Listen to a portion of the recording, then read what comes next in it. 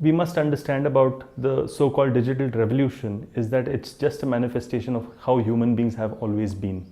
So if you look at the success of a human being, it has always been because it has worked like a pack dog, okay, which means that it hunts in packs and it feeds in packs, and so therefore it could have actually taken down animals which were much stronger and faster than itself. Now this means that human beings have a natural tendency to actually connect to each other because they perceive it as integral to their survival and success as a species. Digital technology is just an enabler to allow this ancient evolutionary behavior to multiply like 10 times.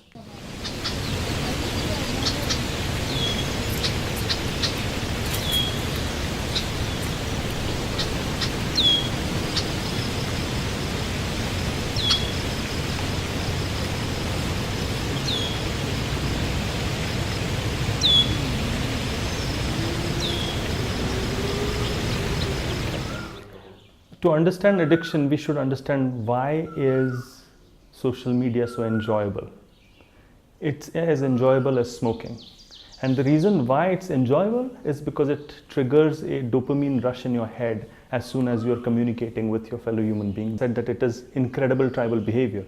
So you're socially cued to actually communicate to a human being. But we've unfortunately taken it to the next level, and sometimes it can get dangerous because you're continuously trying to communicate, get your likes and shares and comments on videos because you're completely addicted to the dopamine rush that happens in your brain as soon as you get onto social media. So one of the things which we understand and definitely practice is how to use pre-existing motivations of students to actually learn better in class. So one of the things that I did very recently was to actually conduct an experiment of sorts, which was around actually posting questions on WhatsApp while there was a movie going on, and ensuring that people who are anyways addicted to WhatsApp or anyways addicted to social media can actually channelize their energy to come up with some deeper learning, which is contextual because they're learning something and they don't want to lose it. Now we're going to do a little bit of research on those results and understand actually how people think around context and how people would think around certain situations.